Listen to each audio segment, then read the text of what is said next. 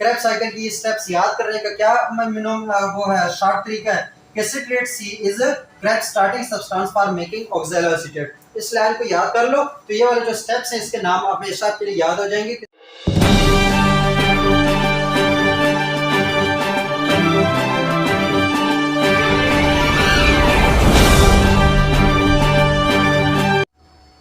अस्सलामुअलैकुम स्टूडेंट्स, मैं हूं एहसान और आप लोग देख रहे हैं डीप कॉन्सेप्ट्स एंड बायोलॉजी का चैनल। और आज हमारा टॉपिक ऑफ डिस्कशन है, जिस टॉपिक को हम समझने जा रहे हैं वो है क्रेब्स का साइकिल।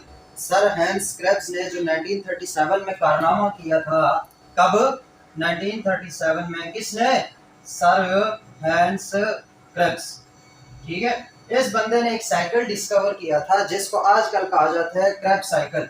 बायो के बच्चों के लिए सरदर्द बनाया हुआ इस बंदे ने क्रेब साइकिल डिस्कवर करके, क्योंकि बच्चों को समझ नहीं आता कि इस पूरे साइकिल में ऐसा हो क्या रहा है। ठीक है, तो यहाँ पर जो मैंने ये चीजें लिखी है ये सिर्फ हिंट्स के लिए लिखी हुई है।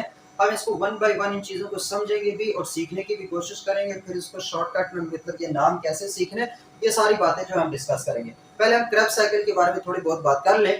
क्रेब साइकिल असल में माइटोकॉन्ड्रिया के अंदर होने वाला एक साइकिल है जिसके जरिए हमारे पास NADH, FADH2 और कुछ ATP बनती है बायोएनर्जेटिक्स में सेल्यूलर रेस्पिरेशन के दौरान। और क्रेब साइकिल जो है वो कैटाबॉलिक और मेटाबॉलिक दोनों रिएक्शंस में इन्वॉल्व होता है। चाहे कोई चीज टूट रही है या कोई चीज बन रही है, उसमें जो क्रेब साइकिल का वो बड़ा रोल है। सिंथेसिस में भी है और ब्रेक डाउनिंग भी है। तो क्रेब साइकिल बड़ी इंपॉर्टेंट चीज है, एक हब के तौर पर आपके काम करेगा। मतलब जहाँ पे सारे मतलब आप फैट्स उठा लो, न्यूक्लिक एसिड उठा लो, प्रोटीन्स उठा लो, कार्बोहाइड्रेट उठा लो, उनकी मेटाबॉलिज्म कहीं ना कहीं आके क्रेब साइकिल में एंटर हो जाएगी या क्रेब साइकिल से वो रिलेटेड होगी, तो एक हब के तौर पर काम करेगा जहां से सिंथेसिस के लिए भी मॉलिक्यूल निकल रहे होंगे और जहां पे ब्रेक डाउन के लिए भी मॉलिक्यूल निकल रहे होंगे। कैटाबॉलिज्म, एनाबॉलिज्म दोनों ये परफॉर्म इसमें ये इन्वॉल्व होता है। इसी की वजह से इसको एम्फीबॉलिक रिएक्शंस भी कहा जाता है जो क्रेब्स का साइकिल होता है। तो एक तो ये इन्फॉर्मेशन क्रेब साइकिल के लिए आप लोगों के लिए इंपॉर्टेंट है। बाकी दूसरी जो इन्फॉर्मेशन है कि क्रेब साइकिल के और भी कई नाम है। For example citric acid cycle. कौन सा साइकिल? Citric acid cycle. इसको सिट्रिक एसिड साइकिल भी बोलते हैं। क्यों इसको सिट्रिक एसिड साइकिल बोलते हैं? क्योंकि इनका जो पहला प्रोडक्ट बनता है, क्रेब साइकिल का जो पहला प्रोडक्ट है वो हमारे पास सिट्रेट होता है। वो क्या होता है? सिट्रेट होता है। इसकी वजह से इसका दूसरा नाम है citric acid cycle. Krebs cycle, citric acid cycle. तीसरा एक नाम है इसका, तीसरा नाम क्या होगा? तीसरा नाम इसका है try carboxylic acid cycle. Try carboxylic acid cycle, या इनको इस शॉर्ट में इन शॉर्ट कहा जाता है TCA साइकिल। तीनों एक ही चीज को डिफाइन करेंगे, एक ही चीज की तरफ पॉइंट आउट करेंगे, और वो क्या हमारे पास है? Krebs cycle. तो क्रेब साइकिल को 1937 में सर हैंस क्रेब्स ने क्या किया था? डिस्कवर किया था। दूसरा नाम इसका सिट्रिक एसिड साइकिल है। इसको सिट्रिक एसिड साइकिल क्यों कहा जाता है वो मैंने बता दिया, क्योंकि इनका जो पहला प्रोडक्ट बनता है इस साइकिल का वो सिट्रेट होता है। तीसरा इसका नाम है try carboxylic acid cycle, TCA cycle. इसको TCA साइकिल क्यों बोलते हैं वो भी हम जब इसको एक्सप्लेन करेंगे तो वहां पे मैं स्ट्रक्चर के हवाले से इंशाल्लाह बता दूंगा कि इसमें ट्राई कार्बोक्सिलिक या 3 group C double bond O negative के होंगे, इसकी वजह से इसको ट्राई कार्बोक्सिलिक कहते हैं। या जो सिट्रेट का अगर हम स्ट्रक्चर ड्रा करेंगे तो वहां पर भी ये चीज हम बताएंगे कि सिट्रेट में 3 कार्बोक्सिलिक एसिड के ग्रुप कैसे हैं, उस वजह से इसको ट्राई कार्बोक्सिलिक एसिड या फिर TCA साइकिल कहा जाता है। तो ये 3 बातें हो गई। उसके बाद दूसरे अगर इससे बात करें तो टोटल इसमें हमारे पास 9 रिएक्शंस होंगे। टोटल रिएक्शंस कितने हैं? 9 स्टेप्स में होगा। ये कितने स्टेप्स में होगा? 9 स्टेप्स में अगर होगा, जैसे 1 2 3 4 5 6 7 8 9, ठीक है, 1 2 3 4 5 6 7 8 9, तो 9 स्टेप्स में ये रिएक्शन होने वाला है, क्रेब साइकिल होगा। और साइकिल है तो इट्स मीन कि जहां से ये स्टार्ट होगा वहीं पे आके ये एंड होगा। साइकिल तब भी पूरा होगा ना अगर यहाँ से चलो और वापस वहां पे आओ, तब जाके एक साइकिल पूरा होगा। तो क्रेब साइकिल है तो इट्स मीन इसका एक स्टार्टिंग कंपाउंड होगा और उसी पे आके वो साइकिल दोबारा से एंड करेगा और फिर वहां से दोबारा स्टार्ट होगा। ठीक है, 9 स्टेप्स में है। अब हमने one by one in 9 steps को समझना है, लेकिन 9 स्टेप्स को स्ट्रक्चर वाइज या बायोकेमिस्ट्री के हवाले से समझने से पहले कुछ बातें हैं या कुछ ऐसे शॉर्टकट्स है जो कि सेकंड ईयर वालों के लिए काफी इंपॉर्टेंट है। यूनिवर्सिटी वालों ने तो खैर ये लेक्चर जो है वो सारा समझना होगा, और सेकंड ईयर वालों के लिए यही मेरा मशवरा है कि अभी समझ लो तो बाद में फिर कोई मसला नहीं होगा, दोबारा क्रेब साइकिल के लिए यूट्यूब पे आने की जरूरत नहीं पड़ेगी। नहीं भी समझो तो उनके लिए भी अलग से है, एक शॉर्टकट्स है जिसमें सारी चीजें हम साथ साथ यूज भी करेंगे और साथ साथ उसमें बताएंगे कि वो कैसे हमने ये सारे स्टेप्स किए। तो देखो क्रेब्स साइकिल को समझने के लिए जो चीज याद रखनी है, पहले ये देखो हमने रिस्पायरेशन स्टार्ट की। रिस्पायरेशन में सबसे पहले साइटोप्लाज्म के अंदर हुआ ग्लाइकोलाइसिस, ठीक है। ग्लाइकोलाइसिस में क्या हुआ, ग्लाइकोलाइसिस में ग्लूकोज कन्वर्ट हुआ 2 मॉलिक्यूल ऑफ पायरुवेट में। कितने में, 2 मॉलिक्यूल ऑफ पायरुवेट में। 6 कार्बन वाला कन्वर्ट हो गया था 2 कार्बन वाला। फिर जब ये पायरुवेट माइटोकॉन्ड्रिया के पास आ रहा था तो उस वक्त एंट्री करते वक्त एक और चीज में कन्वर्ट हो गया था, एसिटाइल कोएंजाइम ए में। और जब हम एसिटाइल कोएंजाइम ए को डिस्कस कर रहे थे, उसको समझ रहे, तो हमने कहा था कि it is a key substance, ये एक चाबी है जो आगे जाके क्रेब्स साइकिल को खोलने वाली है। क्रेब्स साइकिल अगर हमारे पास एक खजाना है तो खजाने की चाबी हमारे पास क्या है, acetyl coenzyme A. Acetyl coenzyme is a key substance to open the to run the Krebs cycle. So pyruvate convert हो गया था एसिटाइल कोएंजाइम ए में। कैसे कन्वर्ट हुआ था पूरा हमारे डिटेल लेक्चर है, उसको देख लो, बहुत यहाँ पे डिस्कस करने की जरूरत नहीं है, यहाँ पे मैं सिर्फ रिवाइज कर रहा हूँ। एसिटाइल कोएंजाइम ए में कन्वर्ट हो गया था जो क्या था 2 कार्बन वाला। कितने वाला, 2 कार्बन वाला। आज हम आगे उसके देखेंगे, उसके आगे जब ये एसिटाइल कोएंजाइम माइटोकॉन्ड्रिया के अंदर आएगा तो वहां उसके साथ क्या होने वाला है वो चीजें देखेंगे। तो इसका मतलब क्रेब्स साइकिल कहां पे आकर होता है, माइटोकॉन्ड्रिया के अंदर। जबकि ग्लाइकोलाइसिस कहां पे होती है, साइटोसोल में होती है, साइटोप्लाज्म में, मतलब किसी ऑर्गेनेली के अंदर नहीं होती, पूरे सेल में जो साइटोप्लाज्म है उसके अंदर ग्लाइकोलाइसिस होती है। जबकि जो क्रेब्स साइकिल है वो कहां हो रहा है, इनसाइड द माइटोकॉन्ड्रिया। ये चीज एमसीक्यू के लिए याद रखो, ये बात भी समझ आ गई। उसके बाद इसके जो ये स्टेप्स है, ये जो 9 स्टेप्स है, इसको याद करने के लिए एक लॉजिकल सेंटेंस है जिसको अगर याद कर लो तो ये सारी चीजें जो है वो याद हो जाएगी। बाद में भी हम इसको डिस्कस करेंगे, मैं अभी भी बता देता हूं क्या है लॉजिकल सेंटेंस कि citrate C is Krebs starting substance for making oxalo acetate. कि अगर हम ऑक्सैलो एसीटेट बनाना चाहें क्रेब्स साइकिल में तो हमें स्टार्टिंग के तौर पर सिट्रेट लेना होगा। क्या लेना होगा, सिट्रेट। अब ये सही बात भी है, मतलब लॉजिकल है और साथ में बायो से भी रिलेटेड है और साथ में इसमें ये सारी चीजें आएंगी। कैसे, देखो सिट्रेट, सिट्रेट आ गया, सिट्रेट सी से सिट्रेट हो गया। इस दूसरे सी से, इस दूसरे सी का मतलब होगा सिस अकोनिटेट, मतलब सिट्रेट सिस अकोनिटेट। इस में आई उसका कंसीडर करें तो आई उसका क्या होगा, आइसोसिट्रेट। सो सिट्रेट सिस अकोनिटेट आइसोसिट्रेट, ये हो गया। उसके बाद सिस सी इज क्रेब्स।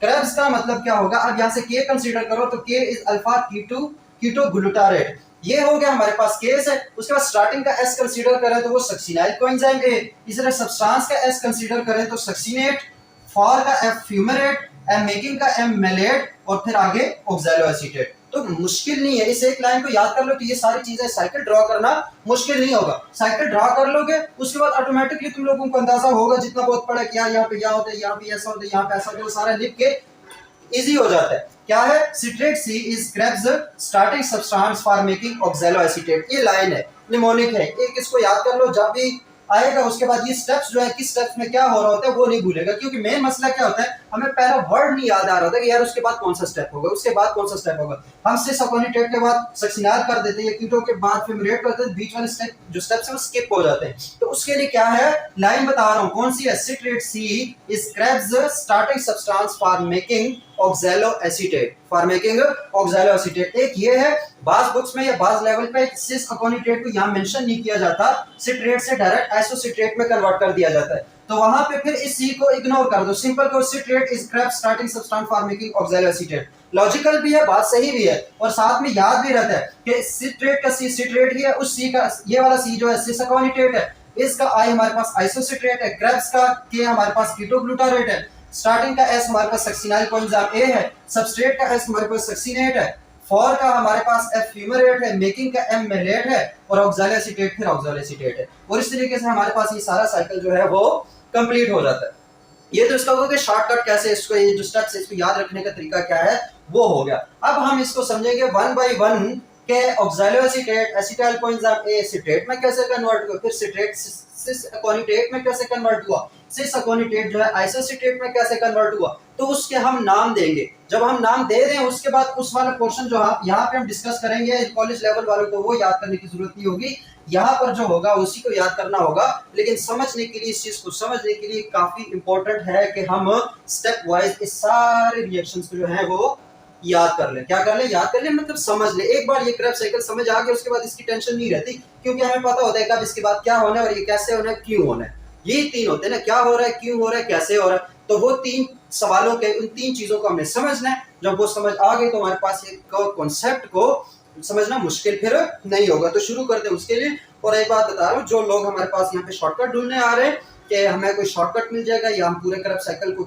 जल्दी से 5-10 मिनट में, मुझे समझ नहीं आती 5-10 मिनट में लोग कैसे क्रैप साइकिल को एक्सप्लेन कर लेते हैं। क्रैप साइकिल इस पे तो आगे पूरा पूरा एक चैप्टर होता है, इतना बड़ा मतलब वास्ट ये टॉपिक है, तो उसके लिए हमें टाइम निकालना होगा, क्योंकि अभी अगर इसको हम समझने की कोशिश करेंगे तो आगे फिर क्रैप साइकिल के लिए हमें मसला नहीं होगा।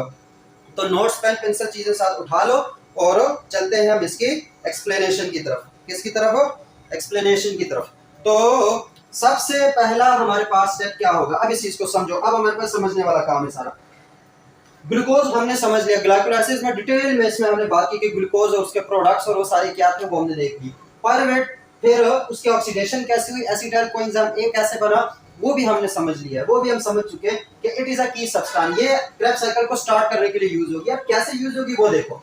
हमारे पास क्रैप साइकिल में जो एसिटाइल कोएंजाइम ए जब इंटर करेगा वो सबसे पहले ऑक्सैलो एसीटेट के साथ रिएक्शन करेगा। एक बात याद रखना, पहला स्टेप जो होगा हमारे पास, पहला स्टेप या तो सिट्रेट की फॉर्मेशन, उसके लिहाज से क्या होगा कि पहला स्टेप होगा सिट्रेट फॉर्मेशन होगी। सिट्रेट फॉर्मेशन तब ही होगी जब हमारे पास एसिटाइल कोएंजाइम ए और ऑक्सैलो एसीटेट जो है वो दोनों एक दूसरे के साथ करेंगे रिएक्शन। क्या करेंगे?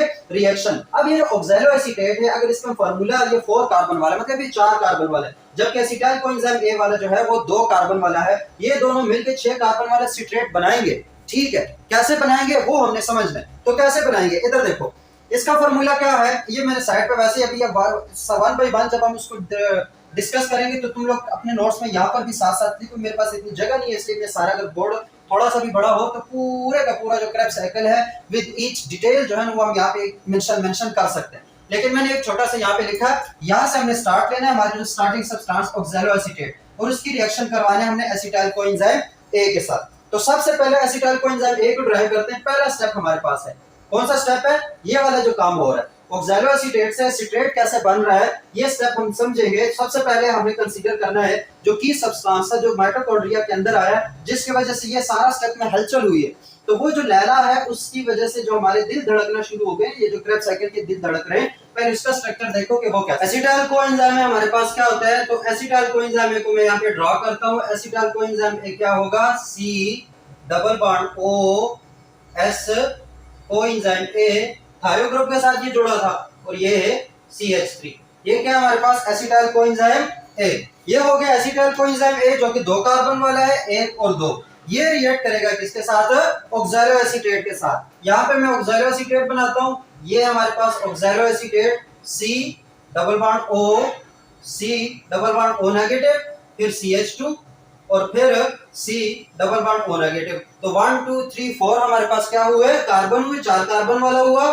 यहाँ पर भी मैंने ऐसे लिखा, बस ये O जो है उसको यहाँ पे साइड पे लिख दिया, और 2 इसमें हमारे पास क्या है, कार्बोक्सिलिक ग्रुप है। तो ये हमारे पास क्या हुआ, ऑक्सैलो एसीटेट। ये क्या हुआ हमारे पास, ऑक्सैलो एसीटेट। अब ये जो ऑक्सैलो एसीटेट है, ये जितने भी ये रिएक्शन होंगे इसमें कोई ना कोई एंजाइम इन्वॉल्व होगा, या पूरे कॉम्प्लेक्सेस एंजाइम के इन्वॉल्व होंगे। बगैर एंजाइम के ये सारा कुछ नहीं होगा। तो इस स्टेप में जो एंजाइम इन्वॉल्व है वो एंजाइम है हमारे पास सिट्रेट, क्या है, सिट्रेट सिंथेटेज। क्या है हमारे पास, सिट्रेट सिंथेटेज। ये एंजाइम है, नाम से पता चल रहा है क्योंकि सिट्रेट बन रहा है तो सिट्रेट सिंथेटेज एंजाइम यूज होगा। वो एंजाइम क्या करेगा, मैं इसको थोड़ा सा ओपन कर रहा हूँ इस स्ट्रक्चर को। ये वाला स्ट्रक्चर जो है CH3 वाला, ये जो एसिटाइल कोएंजाइम ए का स्ट्रक्चर है, इसको मैं थोड़ा सा ओपन करता हूँ।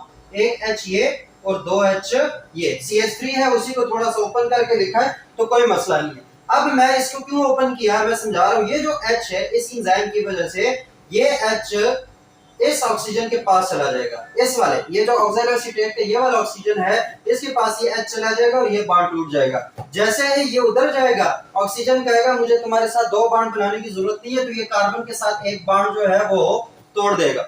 जब एक बॉन्ड टूटेगा तो अब इस कार्बन का भी एक बॉन्ड टूट गया, इस कार्बन का भी एक बॉन्ड टूट गया। इन दोनों कार्बन का जब बॉन्ड टूटेगा, दोनों के दिल टूट गए, तो ये दोनों आपस में एक दूसरे के साथ दोस्ती बना कर लेंगे, आपस में एक दूसरे के साथ क्या करेंगे, बॉन्ड बनाएंगे। तो ये कार्बन जो एसिटाइल कोएंजाइम ए का दूसरा कार्बन था, ये वाला और ये वाला कार्बन आपस में बॉन्ड बना लिए, जबकि इस कार्बन का जो हाइड्रोजन था वो भाग गया ऑक्सीजन के साथ यहाँ पे चला गया। तो ये सब कुछ होने के बाद क्या स्ट्रक्चर बनेगा, देखो यहाँ से बनाते हैं। C जो पहले एसिटाइल कोएंजाइम ए का स्ट्रक्चर है, C डबल बॉन्ड O, उसके साथ कोएंजाइम A, और साथ में ये C, इसके साथ क्या रह गए थे हमारे पास 2H, और इस सी ने बॉन्ड किसके साथ बनाया था, इस वाले सी के साथ। तो जब ये इस वाले सी के साथ बॉन्ड बनाएगा तो ये सी आगे से एक तो कनेक्टेड है सी डबल बॉन्ड O के साथ, फंक्शनल ग्रुप इसके साथ ये लगा हुआ है, और एक ये ऑक्सीजन के साथ पहले 2 बॉन्ड बना रहा था लेकिन अब 1 बॉन्ड बना रहा है, और उस ऑक्सीजन ने एक हाइड्रोजन यहां से ले लिया तो यहाँ पे आ जाएगा OH। ठीक है, OH। बाकी स्ट्रक्चर ऐसे ही लिख दो, CH2 और C double bond O negative. ये हमारे पास स्ट्रक्चर बन गया। इस स्ट्रक्चर का नाम है, इसको हम कहेंगे, क्योंकि अब इसमें कोएंजाइम ए भी है और 1 2 3 4 5 6 कार्बन वाला भी है, इसका नाम होगा sterile coenzyme A, sterile coenzyme A. अब ये जो स्टीराइल कोएंजाइम ए है ये एक इंटरमीडिएट कंपाउंड है, इसका यहाँ पे कोई नाम मेंशन नहीं है इसलिए क्योंकि ये हायर लेवल पे है, यहाँ पे नाम इसका मेंशन नहीं है, लेकिन समझने की खातिर क्या हुआ क्या, ये जो स्टीराइल कोएंजाइम ए है अब इसके साथ क्या होगा, क्या होगा इसके साथ जरा बताओ।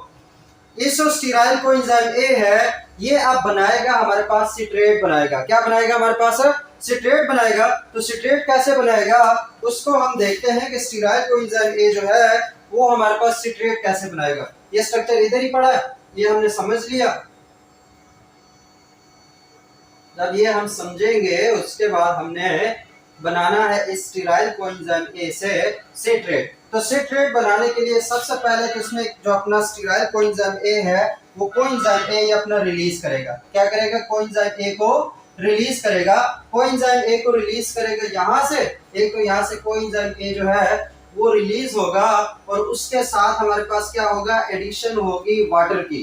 किस चीज की एडिशन होगी, वाटर ऐड करेंगे तो कोएंजाइम ए जो है वो उसका रिलीज हो जाएगा। लेकिन अब देखना है कि वो वाटर हमने कैसे ऐड करना है, वो वाटर हमने कैसे ऐड करना है। तो वाटर ऐड करने के लिए हम किधर गया, वाटर ऐड करेंगे। अब वाटर का थोड़ा सा फड्डा जो है वो समझो। वाटर होता है HOH के फॉर्म में, आयोनाइजेबल फॉर्म है तो H पॉजिटिव में भी आ सकते हैं और OH नेगेटिव में भी पड़ा रहता है। तो यहीं पे हम ऐड कर देंगे वाटर और साथ में रिलीज होगा इसका कोएंजाइम ए। इसका क्या होगा, ये वाला एंजाइम रिलीज होगा। कैसे रिलीज होगा, इसको मैं ऊपर अब बना रहा हूँ, इसमें मैंने ऐड कर दिया वाटर। क्या ऐड कर दिया, वाटर। वाटर का ये H तो मतलब उधर ही मीडियम में चला गया। ये जो OH है ये चीज इंपॉर्टेंट है, ये जो OH है वो क्या करेगा, हमारे पास इस OH का बॉन्ड बनेगा इसके दरमियान, ये जो C और S है इन दोनों के दरमियान बनेगा बॉन्ड इस OH का।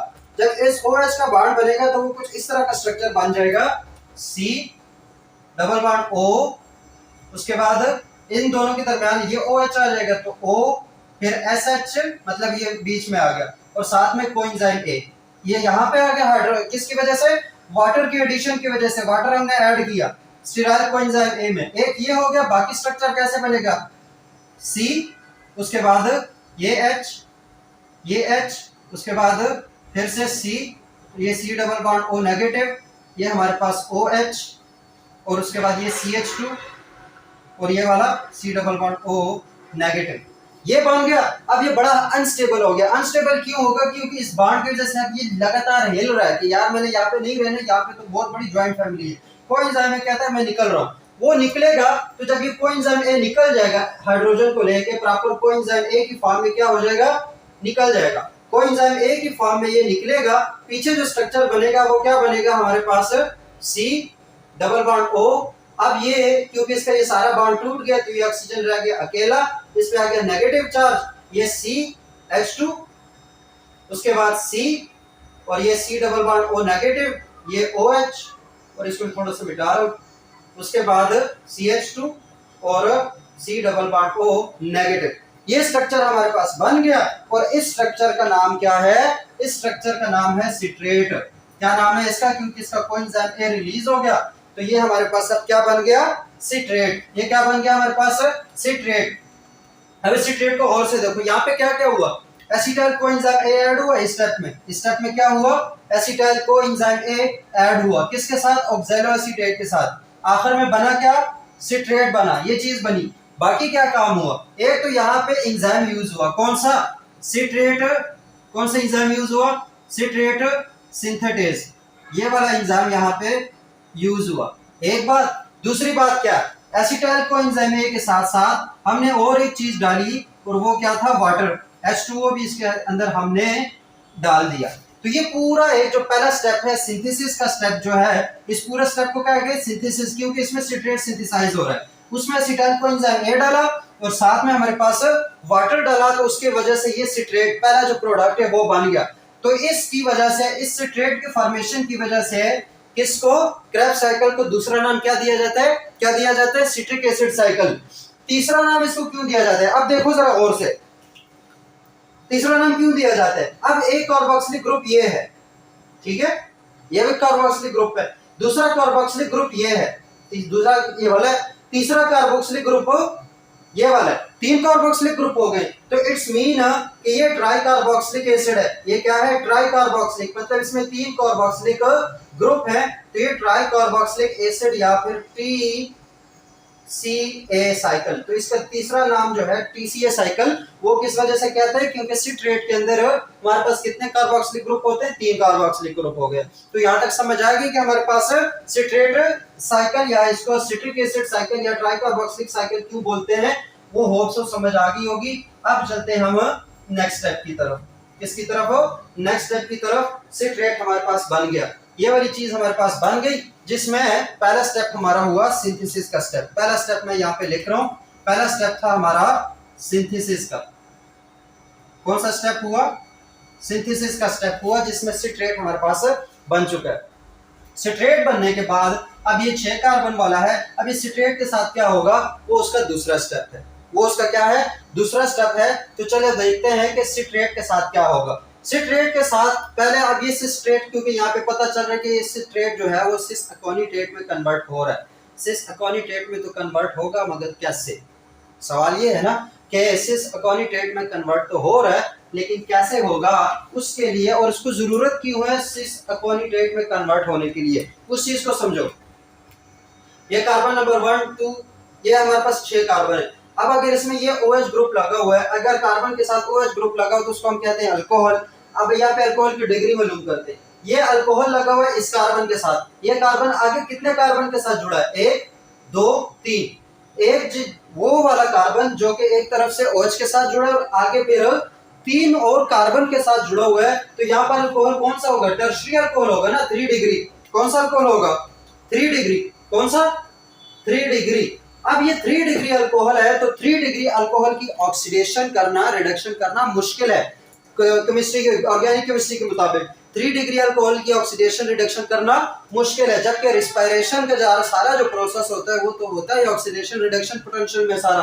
तो यहाँ पे ये 3 डिग्री अल्कोहल है, तो इस 3 डिग्री अल्कोहल को हमने 2 डिग्री अल्कोहल में कन्वर्ट करना है। किस में कन्वर्ट करना है, 2 डिग्री अल्कोहल में। तो 2 डिग्री अल्कोहल में कन्वर्ट करने के लिए हमें क्या करना पड़ेगा, अब हमको ये वाले स्टेप्स जो हैं वो परफॉर्म करने पड़ेंगे। कौन से स्टेप्स परफॉर्म करने पड़ेंगे, हमारे पास ये वाले स्टेप्स। तो इसमें होगा क्या, 2 डिग्री अल्कोहल में इसको हम कन्वर्ट करने की कोशिश करते हैं। 2 डिग्री अल्कोहल में कन्वर्ट करने के लिए हम इसमें एक एंजाइम है जो ऐड करेंगे, उस एंजाइम का नाम है एकोनिटेज। क्या नाम है, एकोनिटेज। ठीक है, कौन सा एंजाइम, एकोनिटेज। अब वो एकोनिटेज एंजाइम क्या करेगा, वो पहले करेगा डिहाइड्रेशन। पहले क्या करेगा, वो 2 स्टेप्स का रिएक्शन है। एकोनिटेज का जो एंजाइम है वो 2 स्टेप्स को कवर करेगा, वो इस स्टेप को भी कवर करेगा, वो इस स्टेप को भी कवर करेगा। तो इन दोनों स्टेप्स में हमारे पास एकोनिटेज एंजाइम यूज होता है, और उसकी वजह से कभी कभी इस दोनों स्टेप को एक स्टेप कंसीडर किया जाता है, सिट्रेट टू डायरेक्ट आइसोसिट्रेट। लेकिन डायरेक्ट आइसोसिट्रेट में नहीं आता, पहले ये चीज बनेगी उसके बाद ये चीज बनेगी। 2 स्टेप्स रिएक्शन है। पहला रिएक्शन हमारे पास क्या है, डिहाइड्रेशन। क्या है हमारे पास, डिहाइड्रेशन। डिहाइड्रेशन का मतलब क्या है, वाटर का रिलीज होना। डिहाइड्रेशन का मतलब क्या होगा, वाटर का रिलीज होना। तो इट्स मीन सिट्रेट जब इसमें आएगा तो एक होगा हमारे पास डिहाइड्रेशन। उस प्रोसेस को क्या बोलेंगे, उस स्टेप को क्या बोलेंगे, डिहाइड्रेशन। ठीक है, अब इसके हम डिहाइड्रेशन करते हैं। एंजाइम जो यहाँ पे दोनों में यूज होगा वो एकोनिटेज होगा। वो क्या होगा, एकोनिटेज। अब होगा कैसे वो देखो, इसको मैं थोड़ा सा ओपन कर रहा हूं, ये बाकी इधर लिख लेता हूं।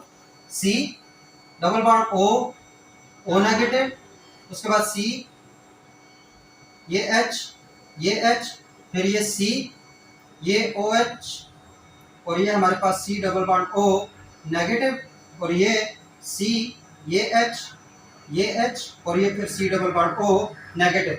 से क्या है, सिट्रेट है। सिट्रेट को मैंने सिंपल लिखा। अब इस सिट्रेट में due to this aconitase enzyme सबसे पहले हमारे पास होगा कि ये वाला जो OH है और ये वाला जो H है ये H2O के फॉर्म में रिलीज हो जाएगा। ये OH और ये वाला H क्या होगा, H2O की फॉर्म में रिलीज हो जाएगा। तो यहां से H2O क्या हुआ, रिलीज हो गया। यहां से H2O क्या हुआ, रिलीज हो गया। तो H2O रिलीज होने के बाद जो स्ट्रक्चर बनेगा वो देखो कैसे बनेगा, C double bond O negative, उसके बाद C H उसके बाद ये C और ये आगे C double bond O negative के साथ। अब ये OH तो रिलीज हो गया, तो और ये C और ये H, इसका भी ये H रिलीज हो गया, पीछे रह गया C double bond O negative. तो अब ये देखो इसके भी वैलेंसी में 3 है, इस कार्बन की भी वैलेंसी में 3 है। खुद को स्टेबल करने के लिए क्या करेंगे, ये आपस में डबल बॉन्ड बना देंगे। क्या बना देंगे, डबल बॉन्ड बना देंगे। और ये स्ट्रक्चर जो है, अगर इस स्ट्रक्चर को हम देखें तो ये हमारे पास है सिस अकोनिटेट। इस स्ट्रक्चर का नाम क्या होगा, सिस एकोनिटेट। इस स्ट्रक्चर को कहेंगे सिस अकोनिटेट। अब इसमें भी 1 2 3 4 5 6 ही कार्बन है, लेकिन ये सिट्रेट नहीं है क्योंकि इसमें डबल बॉन्ड आ गया, तो ये होगा सिस अकोनिटेट। क्या होगा हमारे पास, सिस अकोनिटेट। तो सिट्रेट जब सिस अकोनिटेट में कन्वर्ट हो रहा था तो वहां पे क्या क्या हुआ, डिहाइड्रेशन हुई। डिहाइड्रेशन का मतलब क्या होगा कि H2O यहाँ पे रिलीज हो जाएगा। H2O क्या हो जाएगा, रिलीज हो जाएगा। एकोनिटेज एंजाइम की मौजूदगी में ये हुआ और सिस अकोनिटेट बना। सिस इसको क्यों बोलते हैं, क्यों बोलते हैं इसको सिस, तो अगर मैं इस वाले जो सिस अकोनिटेट है उसको इस फॉर्म में लिखूं, इधर देखो ये ये डबल बॉन्ड है ना, तो इसको मैं लिख लेता हूं ये C डबल बॉन्ड C, ये वाले दो जो है। अब इसका देखो यहाँ पे C double bond O negative, ये इस कार्बन की बात कर रहा हूं, इसके यहाँ पे C double bond O negative और यहाँ पे H, ये हो गया ऐसे। अब इसमें इस वाले कार्बन की बात करता हूं तो यहाँ पे C double bond O negative और यहाँ पे CH2 C double bond O negative. तो अगर देखें तो ये वाला और ये वाला सेम साइड पे है, सेम प्लेन पे है, तो इसकी वजह से ये कौन सी ट्रांसफॉर्मेशन हुई, सिस ट्रांसफॉर्मेशन हुई। और इसकी वजह से इसको क्या कहते हैं, सिस अकोनिटेट। इसको क्या बोलेंगे, सिस अकोनिटेट। तो ये जो सिस का मतलब है वो भी समझ आ गया कि इसको सिस अकोनिटेट क्यों बोलते हैं, क्योंकि इनकी जो हमारे पास 3D में बनेगी, हमारे पास ट्रांसफॉर्मेशन जो होगी, जो सिस आएगी या दूसरा क्या होता है, ट्रांस होती है, तो ये सिस है क्योंकि ये हमारे पास दोनों जो कार्बोक्सिलिक ग्रुप हैं वो सेम प्लेन पे है। किस पे है, तो कन्फर्मेशन इसकी क्या होगी, सिस होगी। ये चीज समझ आ गई कि सिस अकोनिटेट कैसे बना। सिस अकोनिटेट कैसे बना, ड्यू टू अकोनिटेज एंजाइम क्या हुआ, डिहाइड्रेशन हुई। डिहाइड्रेशन किसकी हुई, सिट्रेट की। सिट्रेट में से H2O निकला तो पीछे क्या रह गया, सिस अकोनिटेट। अब ये जो सिस अकोनिटेट है इसके साथ क्या होगी, मैंने कहा ये 2 स्टेप रिएक्शन है। ये क्या हमारे पास है, 2 स्टेप्स रिएक्शन है। 2 स्टेप, पहला स्टेप तो ये हो गया। दूसरा स्टेप क्यों कर रहे थे हम, दूसरा स्टेप होगा हमारे पास दोबारा से हाइड्रेशन होगी। दोबारा से क्या होगी, हाइड्रेशन होगी। दोबारा से हाइड्रेशन का मतलब क्या है, दोबारा इसमें वाटर ऐड होगा। लेकिन फायदा क्या है, एक बार निकाला और दोबारा ऐड क्यों किया।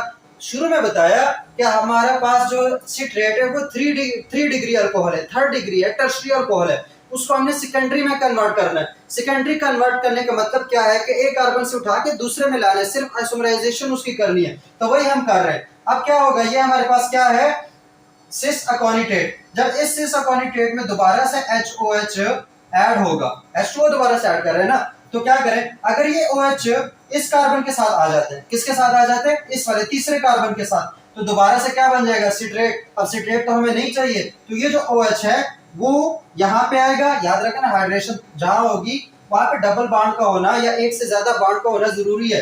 अगर बॉन्ड एक हो तो वहां पे हाइड्रेशन पॉसिबल नहीं होती। तो यहाँ पे डबल बॉन्ड है, इसकी वजह से हाइड्रेशन होगी। जब हाइड्रेशन होगी, ये H और OH आएगा तो इसमें से ये बॉन्ड टूट जाएगा, ये वाला, क्योंकि हाइड्रेशन हो रही है। ये डबल बॉन्ड टूटा और ये जो हमारे पास H है वो तीसरे कार्बन पे आ गया ऐसे, और वो जो OH है वो दूसरे कार्बन पे आ गया। सही है, पहले किस पे था, OH तीसरे कार्बन पे, अब किस पे आ गया, दूसरे कार्बन पे। तो इट्स मीन पहले 3 डिग्री था। अब अगर इस OH को हम देखें, इस OH को अगर हम देखते हैं तो ये OH आगे जिस कार्बन के साथ जुड़ा हुआ है, अगर उसको देखें तो इधर से एक के साथ और इधर से एक के साथ, आगे H है ना, तो मतलब ये कार्बन अब 2 मजीद कार्बन के साथ जुड़ा हुआ है। So it's 2 degree alcohol, it's 2 degree alcohol. इसको क्या बोलेंगे फिर, 2 डिग्री अल्कोहल। तो 3 डिग्री से 2 डिग्री अल्कोहल में कन्वर्ट करने के लिए हमें ये सारा प्रोसेस या हमारे सेल को ये सारा प्रोसेस करना पड़ा, जिसमें सिट्रेट पहले सिस अकोनिटेट में और सिस अकोनिटेट फिर आइसोसिट्रेट में कन्वर्ट हुआ। ये जो स्ट्रक्चर है इसको बोलते हैं आइसोसिट्रेट। इस स्ट्रक्चर को क्या बोलते हैं? अब इस स्ट्रक्चर को क्या बोलेंगे हम? आइसोसिट्रेट। अब आइसोसिट्रेट मतलब ये सिट्रेट है, लेकिन उसी का एक और पॉलीमर है जिसमें OH हमारे पास दूसरे कार्बन पे जुड़ा हुआ है, ना कि तीसरे कार्बन पे जुड़ा हुआ है। समझ आ गई? तो ये हमारे पास अब क्या हुआ? आइसोसिट्रेट। तो यूं हमारे पास आइसोसिट्रेट बन गया और इस आइसोसिट्रेट में भी 1 2 3 4 5 6 कार्बन है। ठीक है, 6 कार्बन हो गए। तो ये स्टेप हमारे पास दूसरा स्टेप हुआ। दूसरे स्टेप में मेन बातें क्या हुई? एंजाइम हमारे पास सेम एकोनिटेज यूज हुआ था। एंजाइम कौन सा यूज हुआ? एकोनिटेज। लेकिन यहाँ पे हुई हमारे पास हाइड्रेशन। ये क्या हुई हमारे पास? हाइड्रेशन। हाइड्रेशन होने की वजह से हमें H2O को क्या करना पड़ा? ऐड करना पड़ा। यहाँ पे निकल गया था और यहाँ पे क्या होगा? ऐड होगा। तो H2O ऐड हुआ, हाइड्रेशन हुई और सिस अकोनिटेट कन्वर्ट हो गया आइसोसिट्रेट में। किस में कन्वर्ट हो गया? आइसोसिट्रेट में। तो यहाँ पे हमारे पास ये स्टेप भी कंप्लीट हो गया। अब चलते हैं कि अब आइसोसिट्रेट के साथ आगे क्या होने वाला है। किसके साथ? आइसोसिट्रेट के साथ अब आगे क्या होगा। तो चलो सीखते हैं इस चीज को कि आइसोसिट्रेट के साथ क्या होगा। अब देखें, अगर आइसोसिट्रेट हमारे पास 6 कार्बन वाला है और वो कन्वर्ट हुआ 5 कार्बन में, इट्स मीन के एक कार्बन उसने कहीं लूज कर दिया। क्या कर दिया? लूज कर दिया। तो याद रखो, अगर वहां से स्ट्रक्चर भी नहीं याद आ रहे, तो अगर आइसोसिट्रेट 6 कार्बन वाला है, उसमें से कोई प्रोडक्ट 5 कार्बन वाला निकला है, तो एक कार्बन हमारे पास CO2 की फॉर्म में रिलीज हो गया। एक कार्बन हमारे पास CO2 की फॉर्म में क्या हुआ? रिलीज हो गया। तो इट्स मीन कि यहाँ पे डीकार्बोक्सिलेशन हुई है। क्या हुई है? डीकार्बोक्सिलेशन क्या होती है? The release of CO2। The release of CO2 तो मतलब डीकार्बोक्सिलेशन हुई है। लेकिन कहाँ से हुई है? आइसोसिट्रेट का कौन से वाला जो कार्बन है वो CO2 की फॉर्म में निकला, वो चीज हमारे लिए इंपॉर्टेंट है। यहाँ पे एक चीज तो हमें पता चल गई कि अगर 6 कार्बन 5 कार्बन रह गए तो इट्स मीन कि CO2 जो है वो हमारे पास रिलीज हो गया। CO2 क्या हुआ? रिलीज हो गया। तो जो चौथा स्टेज होगा, ये पहला स्टेज है, दूसरा स्टेप है, तीसरा स्टेप है, चौथे स्टेप में क्या होगा? एक तो होगी हमारे पास डीकार्बोक्सिलेशन। क्या होगी? डीकार्बोक्सिलेशन। लेकिन एक बात और होगी, एक और एंजाइम यूज होगा, डीहाइड्रोजिनेज। क्या एंजाइम यूज होगा? डीहाइड्रोजिनेज। और याद रखना, जब भी डीहाइड्रोजिनेज एंजाइम कहीं पे यूज हो रहा हो या उसका कॉम्प्लेक्स यूज हो रहा हो, तो समझ जाओ कि यहाँ पे NADH बन रहा है। क्या बन रहा है? NADH का बनना फिर तय है अगर कोई पे DH जो डीहाइड्रोजिनेज है वो यूज हो रहा है। एक्सेप्ट जो हमारे पास फ्यूरेट डीहाइड्रोजिनेज है, वो हमारे पास एक और चीज है, उससे हमारे पास बनेगा FADH2। लेकिन यहाँ पे जब इसके अलावा अगर देखो तो NADH वहां पे बनेगा जहां पे डीहाइड्रोजिनेज यूज हो रहा। अगर हम एसिटाइल कोएंजाइम A बना रहे थे, तो याद हो जब पाइरुवेट से हमारे पास क्या बना था? एसिटाइल कोएंजाइम A बना था, तो वहां पे एक NADH और एक CO2 रिलीज हो गया था। वही सेम काम यहाँ पे होगा। तो उसमें जब वो रिलीज हो गया था तो 3 कार्बन वाला 2 कार्बन में रह गया था, और वहां पे जो एंजाइम यूज हुआ था वो क्या था? PDC था हमारे पास। PDC था, पाइरुवेट डीहाइड्रोजिनेज कॉम्प्लेक्स। तो यहाँ पर भी एक कॉम्प्लेक्स यूज होगा जिसमें CO2 भी रिलीज हो रहा है और पीछे हमारे पास है एक कार्बन भी कम हो रहा है और एक NADH भी बनेगा। मतलब जो काम इसके साथ हुआ था वही काम अब इसके साथ होने वाले। लेकिन कैसे? अब ये हमारे पास आइसोसिट्रेट है। ये क्या है हमारे पास? आइसोसिट्रेट। ये जो आइसोसिट्रेट है, इस पे एंजाइम एक्ट करेगा, एक एंजाइम कॉम्प्लेक्स आएगा। उस एंजाइम कॉम्प्लेक्स का नाम है, क्या नाम है? आइसोसिट्रेट। क्या नाम है उसका? आइसोसिट्रेट। याद रखें, एंजाइम का नाम देते हुए पहले जिस पे वो काम कर रहे हैं वो नाम लिखो, उसके बाद जो काम कर रहे हैं वो वाला नाम लिखो, मतलब जिस तरह का वो काम कर रहे हैं। अब आइसोसिट्रेट पे कौन सा काम करेगा? आइसोसिट्रेट की ये डीहाइड्रोजिनेशन करेगा। डीहाइड्रोजिनेज एंजाइम है क्योंकि वो उसकी करेगा डीहाइड्रोजिनेशन। डीहाइड्रोजिनेशन क्या होती है? हमारे पास हाइड्रोजन का निकलना। किसका निकलना? हाइड्रोजन आयंस का, प्रोटॉन्स का निकलना, वो डीहाइड्रोजिनेशन है। यह एक दूसरा नाम है ऑक्सीडेशन। क्या है? ऑक्सीडेटिव या फिर ऑक्सीडेशन। तो ऑक्सीडेशन क्या होगा? Release of proton ions is called oxidation. Proton ion जब भी रिलीज होंगे तो वो हमारे पास क्या? ऑक्सीडेशन। प्रोटॉन आयंस जब गेन होंगे तो वो हमारे पास रिडक्शन है। बायो की जुबान में ऑक्सीडेशन रिडक्शन इसी को कहते हैं। प्रोटॉन आयन रिलीज हो गए, ऑक्सीडेशन हो गई। प्रोटॉन आयंस गेन हो गए, रिडक्शन हो गई। तो यहाँ पर कौन सा एंजाइम यूज हुआ? Isocitrate dehydrogenase. कौन सा एंजाइम यूज हुआ? ये कॉम्प्लेक्स है, याद रखना। ये क्या है हमारे पास?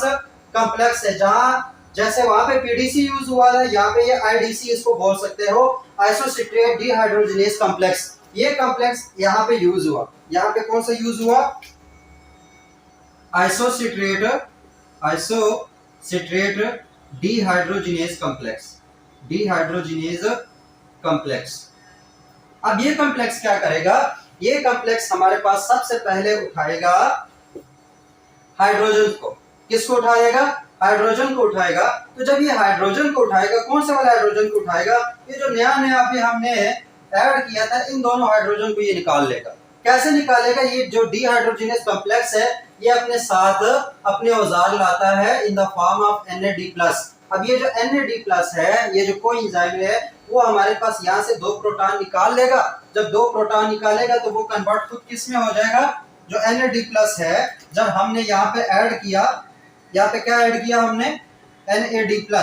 NAD+ ऐड करने की वजह से क्या हुआ कि उसने ये वाला हाइड्रोजन और ये वाला हाइड्रोजन रिमूव कर दिया in the form of NADH positive.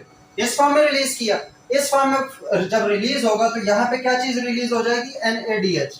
यहाँ पे एक NADH बन गया, ठीक है, और एक CO2 जो है वो रिलीज हो गई है, ठीक है। तो NADH पीछे जो स्ट्रक्चर रह जाएगा वो कैसे रहेगा, C+O मैं बना रहा हूं यहां से, O नेगेटिव, उसके बाद CH, ये फिर H, ये फिर C+O नेगेटिव, ये H, और ये हमारे पास क्या हो जाएगा, C। अब इस बेचारे से और इस बेचारे से हमारे पास क्या हो गया, हाइड्रोजन दोनों रिमूव हो गए। तो जब दोनों हाइड्रोजन रिमूव हो जाएंगे तो अब ये देखो, ये कार्बन जो है ना, ये सिर्फ 2 बॉन्ड बना रहा है, ये वाला और ये वाला। ऑक्सीजन के साथ वो 1 बॉन्ड बना रहा है, तो खुद को स्टेबल करने के लिए वो ऑक्सीजन के साथ दूसरा बॉन्ड भी बना लेगा, और नीचे रह जाएगा C+O नेगेटिव। क्या रह जाएगा, C+O नेगेटिव। ये चीज रह गई है, डिहाइड्रोजिनेशन हो गई है। क्या रह गया, हो गया डिहाइड्रोजिनेशन, मतलब NADH रिलीज हो चुका है। ये जो इंटरमीडिएट, ये जो बीच में कंपाउंड बना है, इस कंपाउंड का नाम क्या है, इस कंपाउंड का नाम है ऑक्सैलो, क्या नाम है, ऑक्सैलो सक्सिनेट। इस कंपाउंड का नाम क्या होगा, ऑक्सैलो सक्सिनेट। ये जब आइसोसिट्रेट से हमारे पास सिर्फ क्या हुई है, रिडक्शन हुई है, ऑक्सीडेशन हुई है। जब वहां से सिर्फ H पॉजिटिव या जो डिहाइड्रोजिनेज वाला काम हुआ, सिर्फ डिहाइड्रोजिनेशन हो जाए, सिर्फ NADH निकले, तो पीछे जो इंटरमीडिएट मॉलिक्यूल बनेगा वो क्या बनेगा, ऑक्सैलो एसीटेट। वो क्या बनेगा हमारे पास, ऑक्सैलो एसीटेट। ऑक्सैलो एसीटेट बना, उसके बाद क्या होगा, अब यहाँ पे वही एंजाइम, सेम एंजाइम, यही वाला एंजाइम जो है, वो यहाँ से इस वाले C+O को रिमूव कर देगा। इस वाले C+O को क्या कर देगा, रिमूव कर देगा। और जब रिमूव करेगा, देखो उसने क्या क्या रिलीज करवाया था, NADH प्लस H पॉजिटिव, ये चीजें रिलीज की थी। अब यहाँ से जब ये C+O को रिलीज करवाएगा, ये C+O नेगेटिव है, जब ये रिलीज होगा तो ये इस शेप में आ जाएगा, ठीक है। और ये CO2 है, ये सिंपल क्या है, CO2। तो CO2 इसने यहाँ से रिलीज करवाया, CO2 रिलीज होगी तो ये यहाँ पे क्या स्टेप होगा, डीकार्बोक्सिलेशन। क्या होगा हमारे पास, डीकार्बोक्सिलेशन भी हो गई और साथ में ऑक्सीडेशन वाली भी हो गई। तो इस पूरे स्टेप को बोलेंगे ऑक्सीडेटिव डीकार्बोक्सिलेशन। इस पूरे स्टेप को क्या बोलेंगे, ऑक्सीडेटिव डीकार्बोक्सिलेशन। तो अब उसकी ऑक्सीडेशन तो हो गई, अब डीकार्बोक्सिलेशन करके देखते हैं कि पीछे क्या बचता है। तो पीछे हमारे पास क्या बचेगा, C+O नेगेटिव, फिर ये CH, ये H, ये फिर C, और यहाँ से तो वो रिलीज हो गया। अब यहाँ पे जो H पॉजिटिव मैंने बनाया था, क्यों बनाया था, जब ये यहाँ से CO2 को रिलीज करवाएगा तो उसको बदले में H दे देगा। जो H उसने यहाँ नीचे से निकाला तो वो उसको दोबारा दे देगा। तो यहाँ पे C की जगह क्या आ जाएगा, ये H आ जाएगा। बाकी फॉर्मूला वैसे ही है। तो ये स्ट्रक्चर हमारे पास बन जाएगा। अब अगर इस स्ट्रक्चर को गौर से देखें तो इस स्ट्रक्चर में हमारे पास एक तो कार्बन कम है क्योंकि वो CO2 की फॉर्म में रिलीज हो गया। एक हमारे पास यहाँ पे अगर इस कार्बन को देखें तो ये कार्बन है इस फॉर्म में C+O, और ये आगे से C के साथ भी जुड़ा हुआ है यहाँ पे, और यहाँ से भी C के साथ जुड़ा हुआ है यहाँ पे। तो ये वाला कार्बन क्या होता है, कीटो फॉर्म होता है। ये क्या होता है, कीटो ग्रुप का होगा। तो यहाँ पे इस कीटो कार्बन की वजह से इसका नाम होगा अल्फा कीटो ग्लूटारेट। इसका नाम क्या बनेगा, अल्फा कीटो ग्लूटारेट, जो कि कितने कार्बन वाला है, 1 2 3 4 5। तो ये कितने कार्बन वाला हुआ, 5 कार्बन वाला। तो यहाँ पे हमारे पास ये स्टेप आगे हो गया कंप्लीट। ये हो गया हमारे पास क्या, कंप्लीट। जब ये कंप्लीट होगा, ओहो इसको मिटाना नहीं था, अल्फा कीटो ग्लूटारेट है C+O नेगेटिव, फिर सी, ये H, ये H, फिर सी, ये H, ये H, उसके बाद सी जो था वो डबल बॉन्ड 1 2 3 4, 3 4, हाँ ठीक है, और ये C double bond O negative, ठीक है। तो ये हो गया हमारे पास क्या, alpha keto glutarate. Alpha keto glutarate बन गया। अब ये जो अल्फा कीटो ग्लूटारेट है इसके साथ मजीद क्या होने वाला है वो देखते हैं।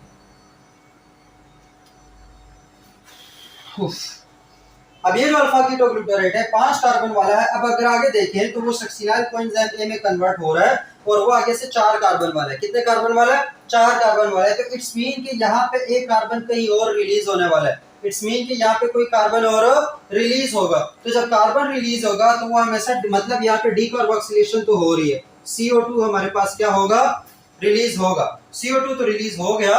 बाकी अब हमारे पास क्या होगा कि ये चीज सक्सिनाइल में कैसे कन्वर्ट हो गई और कोएंजाइम ए भी आ रहा है। तो इट्स मीन के कोएंजाइम ए भी कहीं पे ऐड होगा। कोएंजाइम ए ऐड किया, CO2 रिलीज करवाया और साथ में यहाँ पे फिर से डीहाइड्रोजिनेज जो है वो वाला एंजाइम आके ऐड करेगा। पूरा कॉम्प्लेक्स है तो यहाँ पे इट्स मीन कि फिर से NADH बनेगा। फिर से क्या बनेगा, NADH बनेगा। किसकी वजह से, alpha keto glutarate, alpha keto glutarate dehydrogenase complex. कौन सा, alpha keto glutarate dehydrogenase complex. जैसे इस वाले कॉम्प्लेक्स ने किया था, CO2 भी निकाल दिया था, NADH भी बना लिया। इसी तरीके से ये वाला कॉम्प्लेक्स भी करेगा क्या, NADH भी बनाएगा और CO2 भी निकालेगा। NADH भी बनाएगा और क्या करेगा, CO2 भी निकालेगा। लेकिन थोड़ा सा इसका तरीका वारदात डिफरेंट होगा कि ये पहले हमारे पास है कोएंजाइम ए की भी साथ में एडिशन करेगा। किसकी एडिशन करेगा, कोएंजाइम ए की। तो देखते हैं कैसे। सबसे पहले ये क्या करेगा, सबसे पहले ये हमारे पास करेगा NADH में H पॉजिटिव को निकालेगा। लेकिन कहां से निकालेगा वो देखो, तरीका वारदात इसका डिफरेंट है, इसका डिफरेंट है, इसका डिफरेंट है। ये कैसे करेगा, हमारे पास जो कोएंजाइम है हमारे पास वो मैट्रिक्स में ये यहाँ से बेचारा रिलीज हुआ था वो वहीं पे फेर रहा था in the form of HS coenzyme A, ऐसा ही था। तो ये हमारे पास अल्फा कीटो ग्लूटारेट डीहाइड्रोजिनेज जो है वो आके उससे ये वाला हाइड्रोजन निकाल देता है। किसको भेज देता है, अपने गुंडों को भेज देता है, NAD+ को भेज देता है। तो वो इस कोएंजाइम ए बेचारे से हाइड्रोजन ले लेता है और बना देता है NADH। क्या बना देता है, NADH। NADH हो गया रिलीज। NADH रिलीज होने के बाद अब ये देखो इसको दोबारा क्या चाहिए, बेचारे को क्या चाहिए, फिर से कार्बन के साथ कोई बॉन्ड चाहिए क्योंकि उसका हाइड्रोजन तो निकल चुका है। तो ये दोबारा से सर्चिंग में रह जाएगा। उसी के साथ जैसे इसने NADH बनाया, यही अल्फा जो कीटो ग्लूटारेट डीहाइड्रोजिनेज है वो यहाँ से डीकार्बोक्सिलेज के जरिए इस CO2 को निकाल देगा। इस CO2 को क्या कर देगा, निकाल देगा। CO2 भी निकाल दिया। अब इस कार्बन के साथ दोबारा से क्या रह गया, बॉन्ड बनाने की जगह रह गई है। तो ये कोएंजाइम ए जाके इसके साथ बॉन्ड बना देगा। किसके साथ बॉन्ड बना देगा, इस वाले के साथ। ये रिलीज हो गया in the form of CO2। उसकी जगह क्या आ गया, S कोएंजाइम ए। क्या आ गया, S कोएंजाइम ए। और क्या क्या, NADH बना और साथ में कोएंजाइम ए ऐड भी हो गया यहाँ पे और CO2 रिलीज भी हो गया। तो जब ये सारी चीजें हो गई तो देखो क्या स्ट्रक्चर बना हमारे पास, 1 2 3 4, 4 कार्बन रहते, 4 कार्बन वाला बन गया। और इस कोएंजाइम ए की वजह से इसका नाम पड़ गया हमारे पास सक्सिनाइल कोएंजाइम ए। इसका नाम क्या पड़ा, सक्सिनाइल कोएंजाइम ए। तो अल्फा कीटो ग्लूटारेट से सक्सिनाइल कोएंजाइम ए बना। किसके थ्रू, यहाँ पे भी डीकार्बोक्सिलेशन भी हुई और क्या हुई, साथ में डीहाइड्रोजिनेशन या फिर ऑक्सीडेशन भी होगी। लेकिन एक और काम साथ में हुआ कि एडिशन ऑफ कोएंजाइम ए भी हुआ। एडिशन ऑफ कोएंजाइम ए भी हुआ तो इसको फॉर्मेशन ऑफ सक्सिनाइल कोएंजाइम ए वाला स्टेप बोल सकते हैं। अब ये सक्सिनाइल कोएंजाइम ए आगे से सक्सिनेट में कन्वर्ट होगा। लेकिन सक्सिनेट में कन्वर्ट होने से पहले इसको कुछ और काम करने हैं। और वो काम क्या करने हैं कि ये जो सक्सिनाइल कोएंजाइम ए है, इस कोएंजाइम ए की वजह से बहुत ज्यादा एनर्जी वाला है। कौन से वाला है, बहुत ज्यादा ये एनर्जी वाला है। तो ये पहले अपनी एनर्जी को जाया होने से बचाने के लिए इसको किसी ना किसी तरीके से किसी फास्फेट को देने वाला है। किसको देने वाला है, किसी फास्फेट को देने वाला है। तो देखो कैसे देगा वो, हमारे पास एक एंजाइम आता है और वो एंजाइम क्या करता है, वो एंजाइम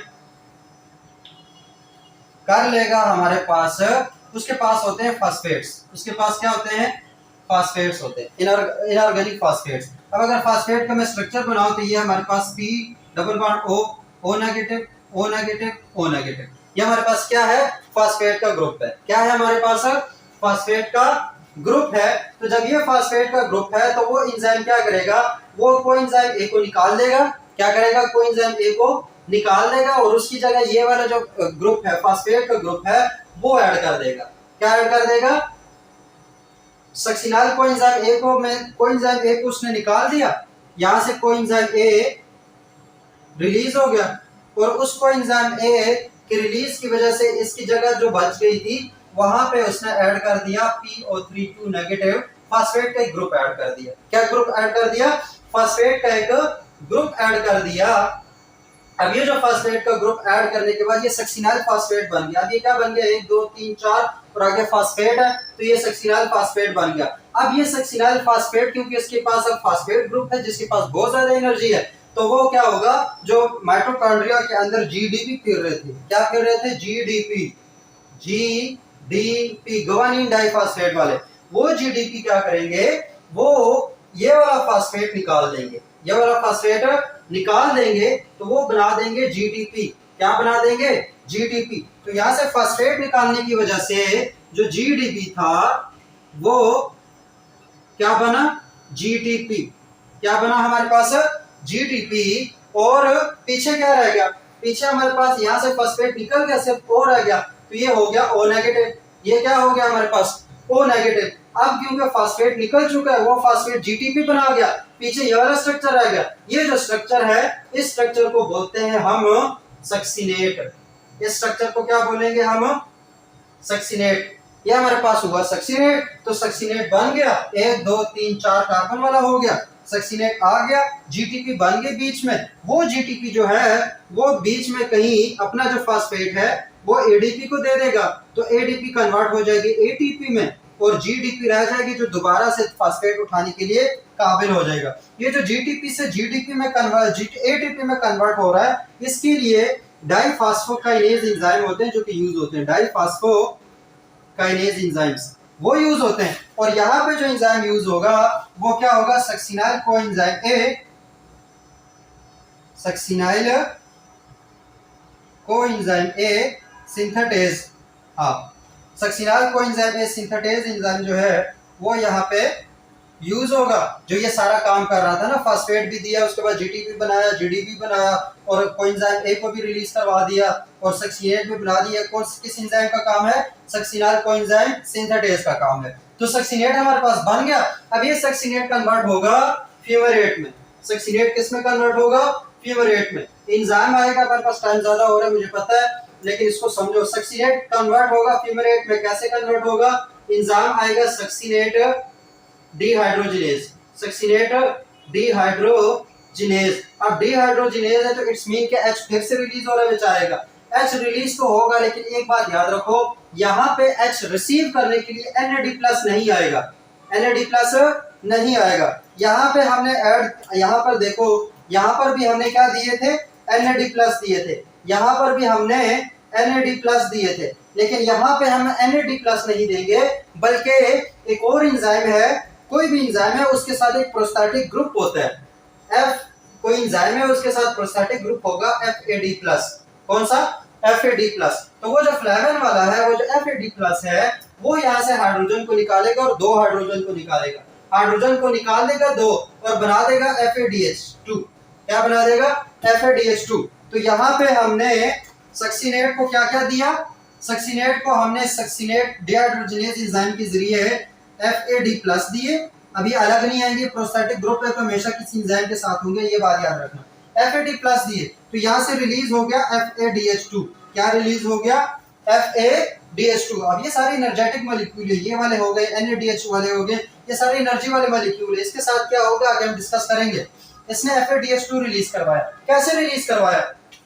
इस एंजाइम ने ये जो क्रॉस पोजीशन में हाइड्रोजन थे, एक ये वाला हाइड्रोजन और एक ये वाला हाइड्रोजन, इन दोनों को क्या कर दिया? रिलीज कर दिया। जब ये दोनों रिलीज होंगे, ठीक है, ये दोनों रिलीज हो गए in the form of FADH2, तो यहाँ पे देखो, यहाँ से ये रिलीज हो गया, यहाँ से ये रिलीज हो गया। अब ये वाला कार्बन और ये वाला कार्बन आपस में क्या बना देंगे? डबल बॉन्ड बना देंगे। जब ये डबल बॉन्ड बनाएंगे तो ये जो स्ट्रक्चर बनेगा, इस स्ट्रक्चर को बोलते हैं फ्यूमेरेट। इस स्ट्रक्चर को क्या बोलते हैं? फ्यूमरेट। याद रखना ये क्रॉस पोजीशन में निकालेंगे, किस में निकालेंगे, क्रॉस पोजीशन में।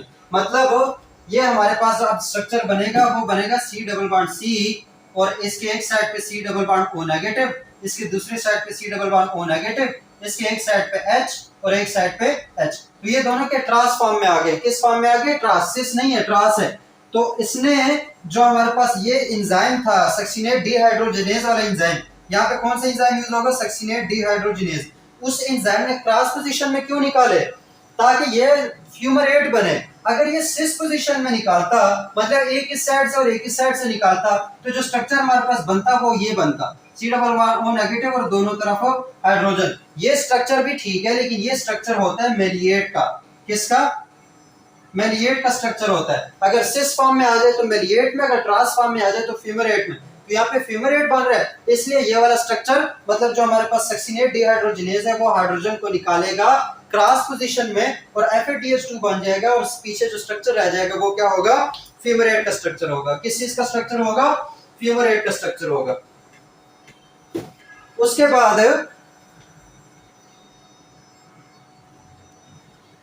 उसके बाद हमारे पास क्या होगा, फ्यूमरेट बन गया यार, फिर मैंने फ्यूमरेट मिटा दिया। फ्यूमरेट हमारे पास बन गया, उसके बाद क्या होगा,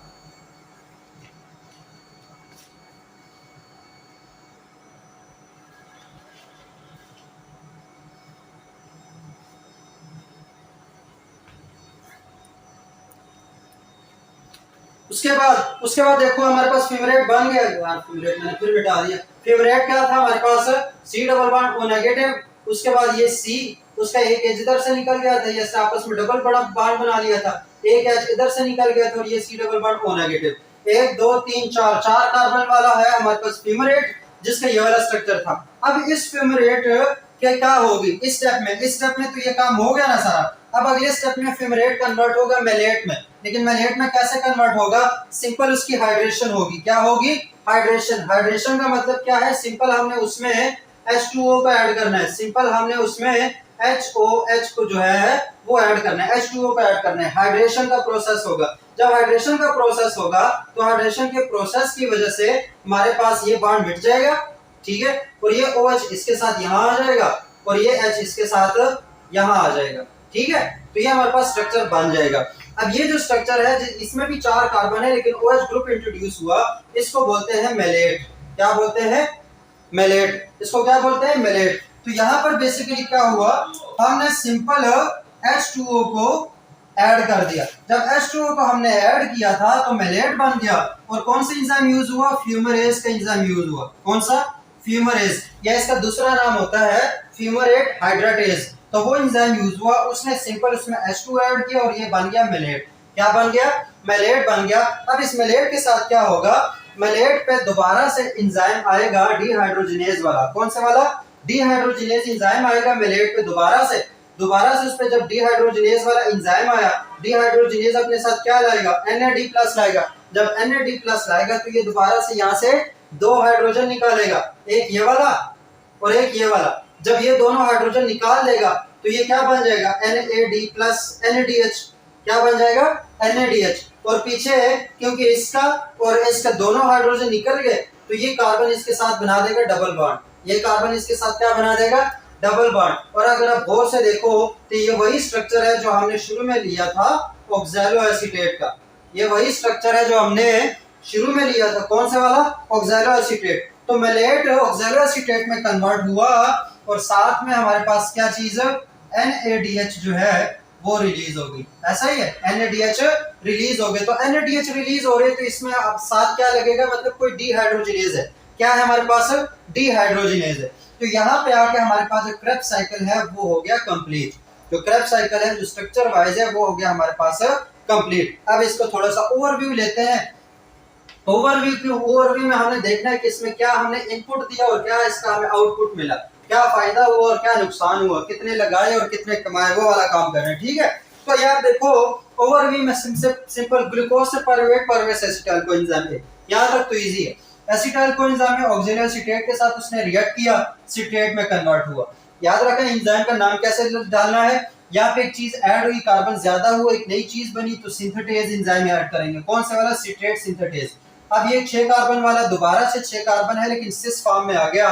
कैसे आएगा? स्टेप पहले डिहाइड्रेशन हुई, डिहाइड्रेशन कौन सी एंजाइम के जरिए? एकोनिटेज के जरिए। एकोनिटेज के जरिए पहले डिहाइड्रेशन हुई, वाटर निकला, फिर जब सिस एकोनिटेट बना उसकी दोबारा से रिहाइड्रेशन हुई, दोबारा से वाटर उसमें डाला गया तो आइसोसिट्रेट बना।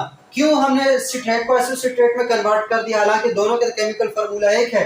इस वजह से क्योंकि सिट्रेट 3 डिग्री अल्कोहल है, आइसोसिट्रेट 2 डिग्री अल्कोहल है। 3 डिग्री अल्कोहल की ऑक्सीडेशन जो है करना मुश्किल है, 2 डिग्री अल्कोहल की ऑक्सीडेशन करना इजी है, इसलिए 2 डिग्री में कन्वर्ट हुआ। जैसे ही 2 डिग्री में कन्वर्ट हुआ तो याद रखना जहां जिस स्टेप में भी NADH बन रहा है उस स्टेप में एंजाइम का नाम भूल भी जाओ तो डिहाइड्रोजिनेज लिख दो। एंजाइम का नाम भूल भी जाओ तो डिहाइड्रोजिनेज लिख दो। यहाँ पे NADH बना तो डिहाइड्रोजिनेज आ गया। अब उसके साथ जिस पे मतलब आइसोसिट्रेट पे काम करे तो आइसोसिट्रेट का नाम लिख दो, तो आइसोसिट्रेट डिहाइड्रोजिनेज कॉम्प्लेक्स। और जब भी डिहाइड्रोजिनेज ऐड कर रहे हो तो NAD+ को एडिंग में डालो और NADH को बनाओ। इसमें साथ एक्स्ट्रा काम क्या हुआ, क्योंकि कार्बन के एक नंबर कम हो गया तो इट्स मीन उसकी हो गई कार्बोक्सिलेशन, CO2 रिलीज हो गया, अल्फा कीटोग्लूटारेट बन गया। अल्फा कीटोग्लूटारेट के साथ सेम दोबारा वही काम हुआ, CO2 रिलीज हुआ, 4 कार्बन रह गए, NADH बन गया तो मतलब डिहाइड्रोजिनेज आया था। लेकिन साथ में एक एक्स्ट्रा काम क्या हुआ, एडिशन ऑफ कोएंजाइम ए हुआ। इसका तरीका वारदात टोटल डिफरेंट था, वो चीज भी मैंने बता दी। पीछे बन गया succinyl coenzyme A. Succinyl coenzyme ए चाहता तो डायरेक्ट इसमें भी कन्वर्ट हो सकता था, लेकिन पहले उसके पास क्योंकि एनर्जी ज्यादा थी वो एनर्जी उसने उठा के GTP बना दी और GTP ने उसमें से ATP बनाई। अब अगर गौर से देखें तो ये एनर्जी इस ATP के पास एनर्जी कहां से आई थी, सबस्ट्रेट से आई थी ना। तो यहाँ पर वाहिद ये वाली ATP ऐसी ATP है जो कि सबस्ट्रेट लेवल फास्फोरिलेशन हुई है। अगर क्रेब्स साइकिल में सबस्ट्रेट लेवल फास्फोरिलेशन कब होती है, तो in the formation of succinate जो है उसके दौरान हमारे पास ATP बनती है, जिसमें सक्सिनाइल कोएंजाइम ए जब सक्सिनेट में कन्वर्ट हो रहा होता है तो एक्स्ट्रा एनर्जी को पहले GTP में कन्वर्ट करते हैं, फिर GTP ATP में कन्वर्ट होती है डाइफॉस्फोकाइनेज एंजाइम के जरिए। तो यहाँ पे पहली ये ATP ऐसी ATP है जो कि सबस्ट्रेट लेवल फास्फोरिलेशन की हो रही है। ग्लूकोज ग्लाइकोलाइसिस में 2 जगह हो रही थी, यहाँ पे एक जगह होती है इस वाली जगह पे। ये हो गया जो एंजाइम यूज हुआ सक्सिनाइल कोएंजाइम सिंथेटेज था। फिर ये सक्सिनेट फ्यूमरेट में कन्वर्ट हुआ। कैसे कन्वर्ट हुआ, यहाँ पे थोड़ा सा अलग है कि यहाँ पर भी डिहाइड्रोजिनेज यूज हुआ है, डिहाइड्रोजिनेज यूज हुआ है, लेकिन NAD की जगह उसने क्या लाया था अपने साथ, एंजाइम FAD+, प्रोस्थेटिक ग्रुप जो FAD+ है वो लाया। उसने 2 हाइड्रोजन रिलीज करवाए। जब 2 हाइड्रोजन रिलीज करवाए तो पीछे रह गया हमारे पास फ्यूमरेट। फ्यूमरेट जो है उसकी हाइड्रेशन हुई फ्यूमरेज एंजाइम के जरिए। फ्यूमरेट की हाइड्रेशन हुई तो मेलेट बना। मेलेट में फिर NADH मतलब डिहाइड्रोजिनेज आया, उसने NAD+ ऐड किए और NAD+ की एडिशन की वजह से अब NADH रिलीज हुआ और पीछे रह गया हमारे पास ऑक्सैलोएसीटेट। और ये वही वाला कंपाउंड है, वही वाला मॉलिक्यूल है जो स्टार्टिंग में हमने लिया था। सो हमारा सारे का सारा जो क्रेब्स साइकिल है वो कंप्लीट हो गया। क्रेब्स साइकिल की स्टेप्स याद करने का क्या वो है शॉर्ट तरीका है कि citrate C is Krebs starting substance for making oxaloacetate. इस लाइन को याद कर लो तो ये वाले जो स्टेप्स हैं इसके नाम हमेशा के लिए याद हो जाएंगे कि सिट्रेट सिट्रेट है, C से सकोनिटेट है, इसमें आइसोसिट्रेट है, K से कीटोग्लूटारेट है, S से हमारे पास क्या है सक्सिनाइल कोएंजाइम ए है, इस S से सक्सिनेट है, ये फ्यूमरेट है, ये मेलेट है और ये ऑक्सैलोएसीटेट है। तो ये तो हो गया। अब देखते हैं क्रेब्स साइकिल की इनपुट आउटपुट। ये चीज इंपॉर्टेंट है, इनपुट क्या है और आउटपुट क्या है। ठीक है, क्रेब्स साइकिल में हमने दिए क्या और हमें मिले क्या। तो देखो सबसे पहले आउटपुट देखते हैं। आउटपुट में हमें सबसे पहले क्या मिला, हमें आउटपुट में सबसे पहले यहाँ पे एक CO2 मिला, ठीक है, और एक यहाँ पे CO2 मिला। तो टोटल हमारे पास एक एसिटाइल कोएंजाइम ए से कितने CO2 मिले, 2। एक एसिटाइल कोएंजाइम ए से कितने CO2 मिले, 2। उसके बाद इनपुट में आउटपुट में और क्या मिला, एक NADH यहाँ मिला, एक NADH यहाँ मिला, एक NADH यहाँ मिला। तो 3 हमारे पास क्या मिले, NADH। 3 हमारे पास क्या मिले, NADH। उसके बाद एक इस जगह पे FADH2 मिला, तो एक हमारे पास बना FADH2, ठीक है। और एक हमारे पास एक यहाँ पे ATP भी मिली थी, तो एक हमें यहाँ पे मिली ATP। तो अगर कोई पूछे कि एक एसिटाइल कोएंजाइम ए का क्रेब्स साइकिल में कितना आउटपुट बनेगा, मतलब एक एसिटाइल कोएंजाइम ए से क्या क्या बन सकता है, क्रेब्स साइकिल जब एक बार घूमता है तो वो 2 कार्बन के मॉलिक्यूल, 3 NADH, एक FADH2 और एक हमारे पास एक ATP। ये तो इसका हो गया आउटपुट। इनपुट हमने डाला क्या क्या था, अब देखो हमने क्या क्या डाला। हमने यहाँ पे यहाँ पे ऐड किया था NAD+, एक यहाँ पे ऐड किया, एक यहाँ पे ऐड किया, एक यहाँ पे ऐड किया, तो टोटल हमने NAD+ कितने ऐड किए, 3 NAD+ ऐड किए, ऐसा ही है। उसके बाद यहाँ पे ADP ऐड किया था, एक हमने क्या ऐड किया, ADP, और कितने FAD+ ऐड किए, एक ही हमने FAD+ ऐड किए, ऐसा ही था। और एक और चीज है जो इनपुट में आती है, हमने ये चीज भी तो ऐड की थी ना, तो एक हमने क्या ऐड किया, acetyl coenzyme A, acetyl coenzyme ए।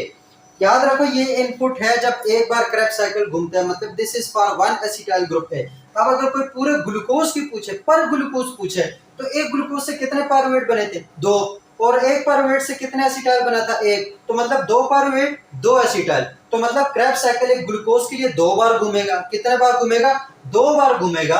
तो 2 बार घूमने की वजह से यहाँ पे सब कुछ डबल होगा। अगर हम सीक्वेंस में पर ग्लूकोज के हवाले से पूछे तो फिर सब कुछ डबल होगा। सब कुछ डबल का मतलब कि ये डबल होके 6 बन जाएगा, मतलब 6 NAD+, ये डबल होके 2 ADP बन जाएगा। फिर उसके बाद ये FAD+ जो है वो डबल होके 2 AD+ हो जाएगा, 2 FAD+। उसके बाद ये भी हमारे पास 2 हो जाएंगे। इसी तरह आउटपुट भी डबल मिलेगा। एक ग्लूकोज मॉलिक्यूल के लिए कितने CO2 आएंगे, 4, ठीक है। इसी तरीके से एक NADH मतलब कितने NADH आएंगे, तो NADH हमारे पास 6 आएंगे, FADH2 कितने आएंगे, 2 आएंगे, ATP कितने आएंगे सबस्ट्रेट लेवल की, 2 आएगी। तो ये हमारे पास उसकी, हमारे पास इनपुट और आउटपुट है पर ग्लूकोज। अगर सिर्फ एक बार के लिए पूछे, मतलब एक बार क्रेब्स साइकिल के लिए पूछे या एक एसिटाइल के लिए पूछे, तो फिर ये जो अंदर वाली मैंने लिख दी ये थी। तो इसके साथ हमारे पास जो क्रेब्स साइकिल था वो सारा का सारा कंप्लीट हो गया। इंशाल्लाह आगे हम इलेक्ट्रॉन ट्रांसपोर्ट चेन में ये NADH और FADH2 के साथ क्या होना है ये हमारे पास इलेक्ट्रॉन ट्रांसपोर्ट चेन में पता चलेगा। तो होप्स आप लोगों को लेक्चर की समझ आ गई होगी। अगर लेक्चर की समझ आ गई है तो अपना बहुत सारा ख्याल रखो, चैनल को साथ साथ में सब्सक्राइब करो और मुझे अपने दुआओं में याद रखो।